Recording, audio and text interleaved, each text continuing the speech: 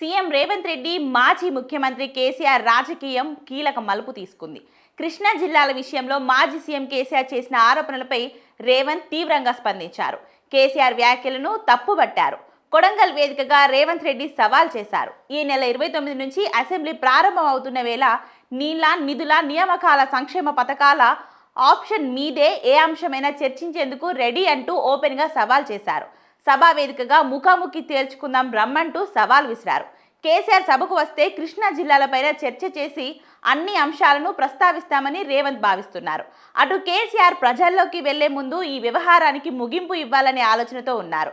ఇదే సమయంలో కేసీఆర్ సైతం ఈ వ్యవహారంలో ముందుకే వెళ్లాలని భావిస్తున్నట్లు పార్టీ నేతల సమాచారం. ఇక కృష్ణా జిల్లాల అంశంతో పొలిటికల్గా తిరిగి రాజకీయంగా యాక్టివ్ కావాలని, ప్రజల్లోకి వెళ్లాలనేది కేసీఆర్ వ్యూహం. నల్గొండ, రంగారెడ్డి, మహబూబ్ నగర్లో సభలకు రెడీ అవుతున్నారు.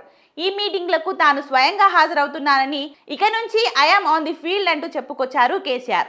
కాగా ఈ సమయంలోనే అసెంబ్లీ సమావేశాలు ఖరారయ్యాయి. సభకు రావాలని రేవంత్ సవాల్ చేశారు. దీంతో కేసీఆర్ సైతం అసెంబ్లీకి వెళ్లాలనే ఆలోచనతో ఉన్నట్లు పార్టీ నేతల సమాచారం. దీంతో ఈ నెల 29 నుంచి ప్రారంభం కానున్న అసెంబ్లీ సమావేశాలకు కేసీఆర్ హాజరవుతారనే రాజకీయంగా కీలక పరిణామాలు చోటు చేసుకునే అవకాశం కనిపిస్తుంది.